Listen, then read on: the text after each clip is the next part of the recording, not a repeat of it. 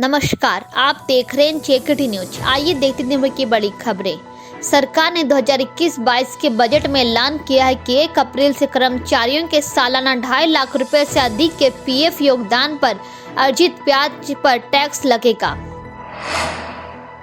केंद्रीय वित्त मंत्री निर्मला सीतारमण द्वारा वित्त वर्ष 2021-22 का बजट पेश किए जाने के बाद बीएसई का सेंसेक्स 2314.84 अंकों की बढ़त के साथ 48,600.61 पर बंद हुआ।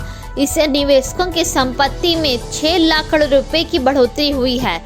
इससे पहले 1997 में केंद्रीय बजट के दिन सेंसेक्स 6% से अधिक चढ़कर बंद हुआ था। महाराष्ट्र के ठाणे के भिवंडी में एक कॉमर्शियल कॉम्प्लेक्स में सुबह एक बिल्डिंग गिर गई, जिसके मलबे में 7 लोगों के फंसे होने की आशंका है। ठाणे नगरीय निकाय की आपदा प्रबंधन इकाई के प्रमुख संतोष कदम के मुताबिक बिल्डिंग 1 मंजिला थी और उसे बतौर गोदाम इस्तेमाल किया जा रहा था। घटनास्थल पर राहत व बचाव कार्य जारी है।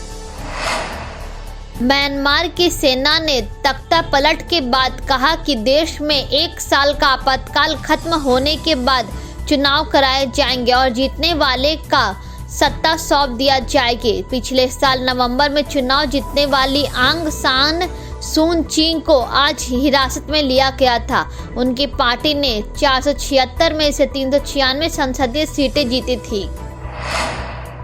वित्त मंत्री निर्मला सीतारमण द्वारा 2021-22 के लिए पेश बजट में कई उत्पादों पर कस्टम ड्यूटी बढ़ाने की घोषणा के बाद आयातित ऑटो पार्ट्स, इलेक्ट्रॉनिक सामान, मोबाइल चार्जर, मादक पेय पदार्थ, रॉ सिल्क और चमड़े के जूते जैसे उत्पाद महंगे होंगे। वहीं कस्टम ड्यूटी घटाने से सोना, चांदी सस्ते होंगे और लोहे, स्टील व तांबे के सामान की कीमतें घटेगी।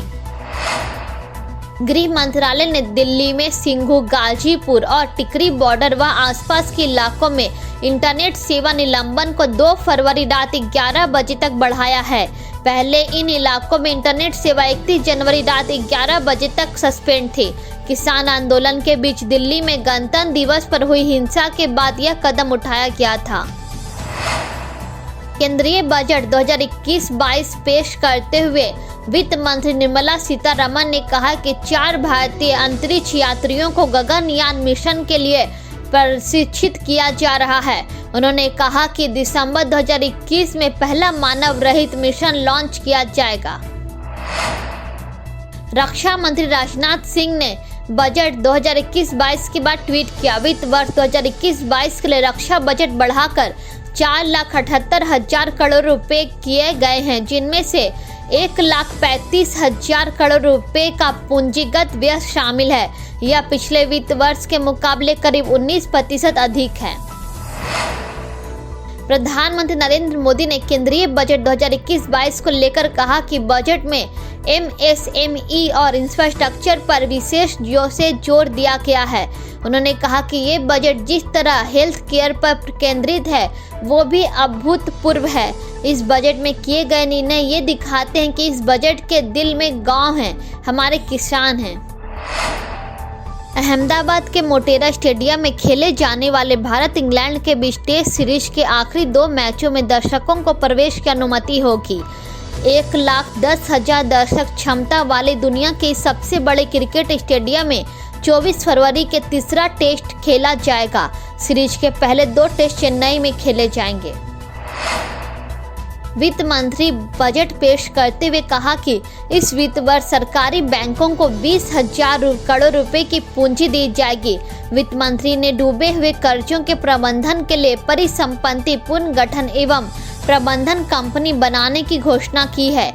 उन्होंने कहा कि इससे बैंक बुक्स में सुधार की प्रक्रिया में तेजी आने का अनुमान है। केंद्रीय बजट 2021-22 के भाषण में वित्त मंत्री निर्मला सीतारमण ने रेलवे के लिए अभी तक के सर्वाधिक 1,01,000 करोड़ रुपए के पैकेज की घोषणा की है। उन्होंने कहा कि इस रकम से 1 लाख करोड़ रुपए के रेलवे को पूंजीगत व्यय के लिए मिलेगा। कांग्रेस सांसद जसबीर सिंह गिल और गुरजीत सिंह औजेला बजट पेश किए जाने से पहले 3 कृषि कानूनों के विरोध में काले कपड़े पहनकर संसद भवन पहुंचे। इस दौरान जसबीर ने कहा, अफसोस की बात है कि पंजाब, हरियाणा और बॉर्डर पर इंटरनेट बंद किया हुआ है और ये डिजिटल इंडिया और डिजिटल बजट की बात करते हैं। भारतीय विमान प्राधिकरण के मुताबिक रनवे पर दोबारा सड़क बिछाने के लिए पुणे एयरपोर्ट 26 अप्रैल से 9 मई के बीच 14 दिनों के लिए बंद रहेगा। दरअसल रनवे का काम पिछले साल अक्टूबर में शुरू हुआ था। इसके चलते फ्लाइट्स केवल दिन के दौरान संचालित होती है और रात 8 बजे से सुबह 8 बजे के बीच काम होता है।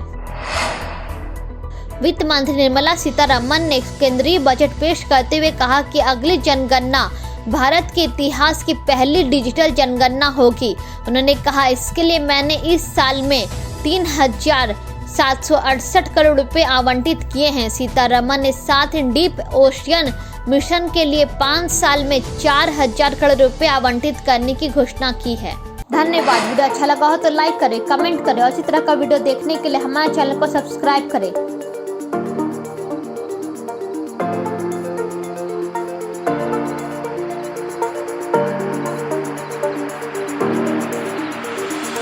आप के साथ इंस्टाग्राम, ट्विटर और फेसबुक पर भी जुड़ सकते हैं।